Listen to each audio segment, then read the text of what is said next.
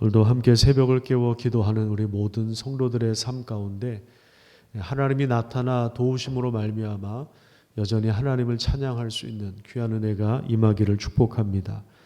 오늘 우리가 읽은 시편 43편 말씀은 어제 우리가 묵상했던 42편 말씀과 한 쌍의 시라고 보시면 됩니다. 그 이유는 두 가지인데요. 하나는 43편 위에 특별한 제목이 나와 있지 않습니다.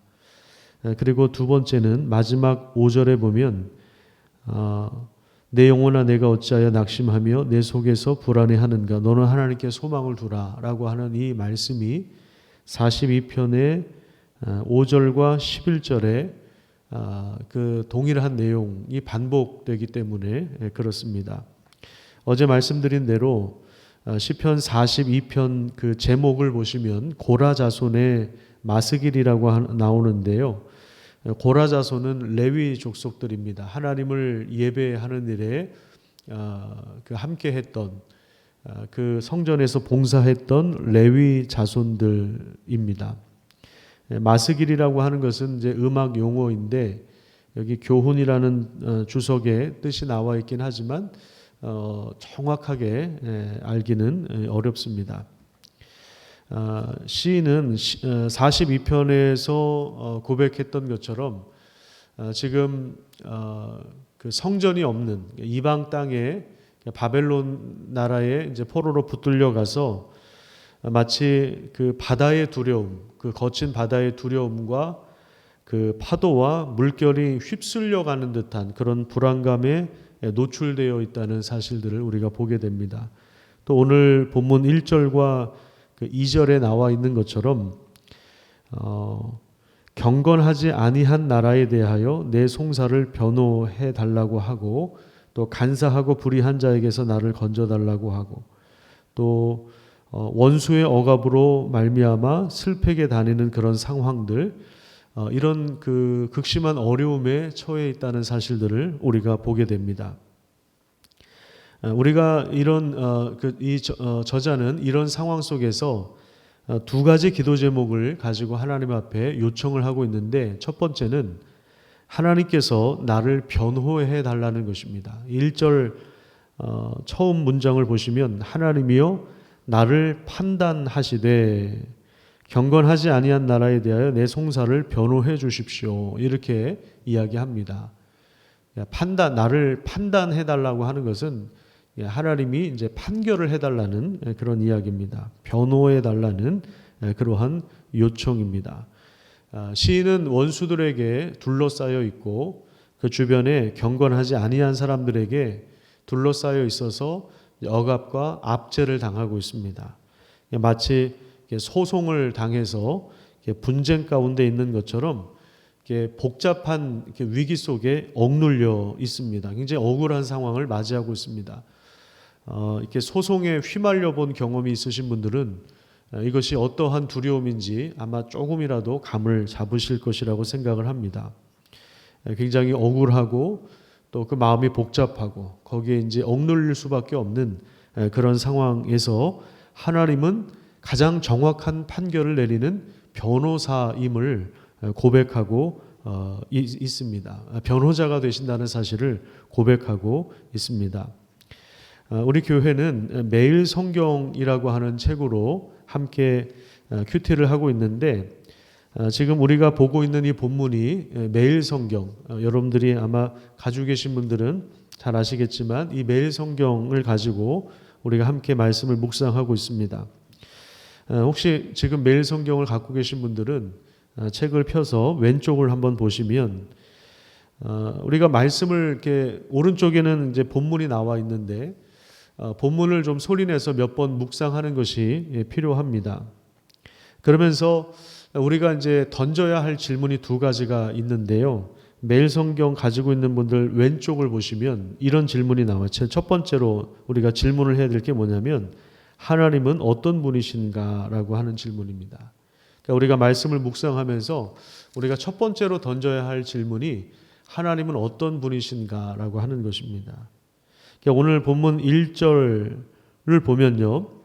1절을 묵상하다 보면 하나님이 어떤 분이시라고 이야기합니까? 여기 매일 성경의 해설을 보면 공평한 재판관이며 인자하신 변호인입니다. 이렇게 해설을 하고 있습니다.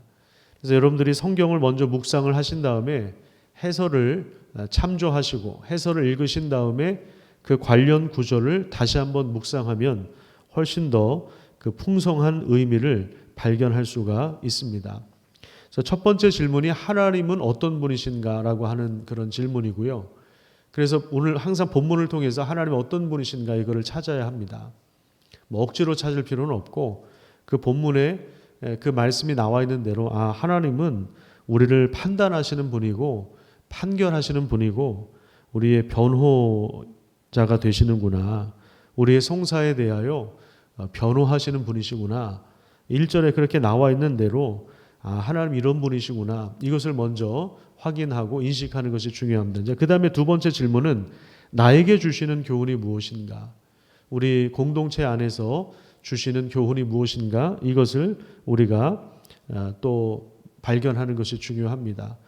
그래서 그냥 말씀을 한번 듣고 끝내지 마시고 이 말씀을 읽고 묵상하면서 깨달은 것이라든지 하나님 이런 분이시구나, 또 나에게 이런 교훈을 주시는구나 라는 부분들이 있으면 여러분들이 노트에 기록을 하시는 것이 좋습니다. 이런 것들을 통해서 우리가 하나님을 더 깊이 풍성하게 경험할 수가 있는 것이죠. 하나님은 공평하고 인자한 재판관이 되시기 때문에 우리를 불의한 자에게서 건져주십니다. 모든 지혜와 지식의 근원이 하나님에게서 나오기 때문에 하나님은 모든 것을 정확하게 아주 예리하게 판단하고 있습니다. 하나님의 말씀은 어떤 것보다도 예리하여서 그 마음의 숨은 생각과 의도까지 드러낸다고 히브리서 4장에서 이야기하고 있는데 하나님은 가장 정확한 판결을 내리시는 분이다. 그렇기 때문에 우리는 우리 주변에 경건치 않은 그러한 불의한 자들 그들을 때문에 억울함을 당할 때에 하나님 앞에 변호해 주시기를, 판단해 주시기를, 판결해 주시기를 요청할 수가 있는 것입니다. 그럼에도 불구하고 참 어려운 것이 뭐냐면 하나님의 응답이 즉각적으로 오지 않는 경우가 상당히 많다는 것입니다. 그래서 시인은 2절을 통해서 어찌하여 나를 버리셨습니까? 라고 하는 그런 탄식을 내뱉습니까? 어찌하여 내가 원수들 때문에 슬픔의 시간들을 보내야 합니까? 이렇게 하나님 앞에 질문합니다. 이런 기간들을 하나님께서는 허락하십니다. 그러니까 하나님의 응답이 즉각적으로 오는 경우도 있지만 거의 대부분은 일정한 시간이 흐른 다음에 그 응답이 오는 경우가 많습니다. 그러니까 그런 기간이 우리 편에서 볼 때는 인내하는 과정이죠. 자, 그런데 이제 이런 인내하는 과정 속에서 우리가 하나님 앞에 공정한 판결을 여전히 구하고 있다면 그것은 하나님만이 유일한 피난처임을 고백하고 있는 것입니다.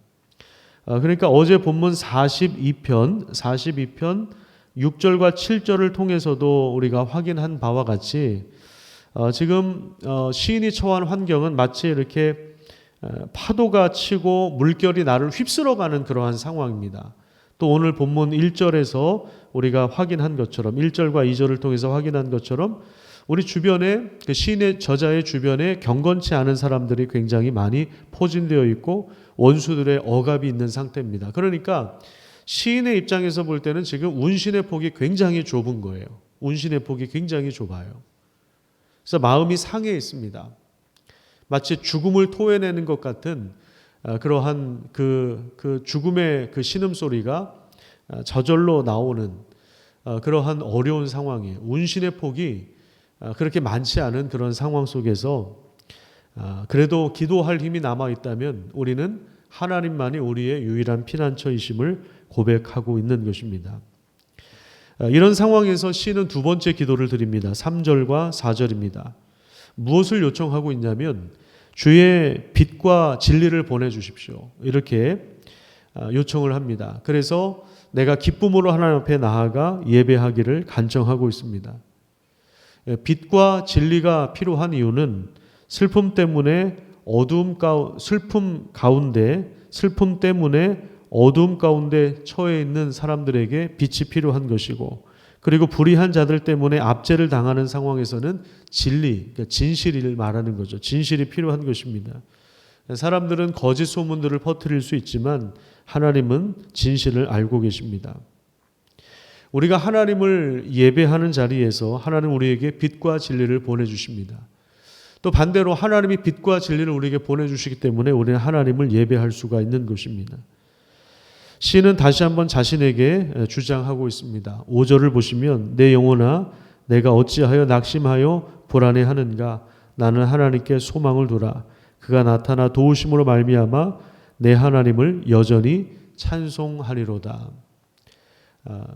그러니까 우리가 문제가 생기면 그 문제에 함몰되는 경우가 상당히 많이 있거든요.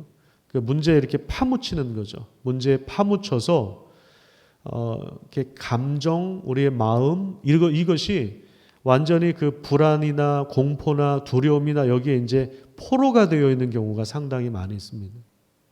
근데 이제 이런 상황에서 지금 이 42편, 43편에서 반복되는 이 구절, 특히 이제 오늘 본문에서는 5절 이 말씀을 우리가 기억하면서 우리 자신을 좀 객관화시켜서 우리 자신에게 질문을 던지고 너는 어찌하여 네가 어찌하여 낙심해하는가. 자기 이름을 불러가면서 해도 좋을 것 같아요. 교신아, 네가 어찌하여 이렇게 낙심하느냐라고 하면서 주장하는 거죠. 너는 하나님께 소망을 두라. 그러니까 내가 내 자신에게 주장을 할 수가 있어요. 너는 하나님께 소망을 두라. 그가 나타나심으로 말미암아 그 도우심으로 말미암아 내가 여전히 하나님을 찬송하리로다 라고 하면서 우리는 이게 자기 체면을 걸라는 그런 얘기가 아니라 하나님이 누구신지 알기 때문에 그 하나님께 소망을 두라. 불안한 상황 속에서 그 불안의 원인이 되는 것이 무엇인지를 좀 객관화시켜서 나를 그 문제하고 나를 좀 이렇게 떨어뜨려 놓고 생각해서 이런 상황 가운데서 우리의 피난처가 누구인지, 우리를 도와주실 분이 누구인지 찾는 훈련들이 우리에게 필요합니다. 이렇게 문제에 이렇게 뭐랄까요?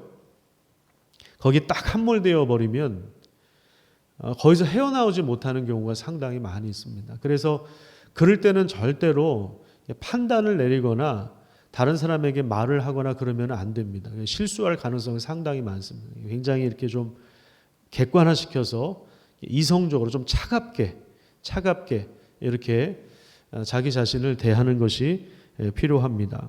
그럴 때 우리는 비로소 소망의 길을 발견할 수가 있습니다. 하나님이 부재한 것 같은 상황 속에서 하나님의 임재와 능력을 함께 경험할 수가 있는 것입니다. 하나님은 오늘도 말씀을 통해서 우리에게 빛과 진리를 보내주실 것입니다. 그리고 우리를 정확하게 판결해 주시고 변호해 주실 것입니다. 그 하나님을 신뢰하면서 하나님만이 우리의 소망이심을 기억하고 새해에도 여전히 하나님을 찬양할 수 있는 그런 복된 삶을 살아가시기를 축복합니다. 기도하겠습니다. 하나님 감사합니다. 시인이 불의한 자들 가운데서 억울한 상황 가운데에서 하나님만이 나의 유일한 피난처이심을 고백하면서 그 문제에 함몰되어 있었지만 그 문제와 자기 자신을 분리시켜서 자기 자신에게 주장했던 이 내용들을 우리도 기억할 수 있도록 인도하여 주셔서 문제가 많은 세상 속에서 문제와 두려움과 낙심 속에 포로되지 않도록 하나님께서 우리를 붙잡아 주시고 그것과 나를 객관화시켜서 좀 떨어뜨려 놓고 생각해 볼 수 있는, 자신을 돌아볼 수 있는 그런 시간을 가질 수 있도록 하나님께서 긍휼을 베풀어 주시기를 원합니다. 하나님, 이러한 시간들 인내하는 과정을 통해서도 하나님이 누구신지를 더 분명하게 알 수 있도록 도와주시고 하나님을 소망하고 하나님을 갈망하는 그 마음이 점점 더 커질 수 있도록 하나님께서 은혜를 베풀어 주시옵소서. 그가 나타나 도우심으로 말미암아 여전히 하나님을 찬송하리로다. 이 고백이 오늘 하루도 우리 삶 가운데 울려 퍼질 수 있도록 인도하여 주시옵소서. 하나님이 안 계신 것 같은 상황 속에서도 하나님이 여전히 우리와 함께 계시다는 사실들을 기억하며 하나님이 나타나 도와주심으로 말미암아 하나님을 찬양할 수 있는 귀한 믿음의 삶을 살아가도록 오늘도 우리를 붙잡아 주시옵소서. 감사드리며 예수님 이름으로 기도드립니다. 아멘.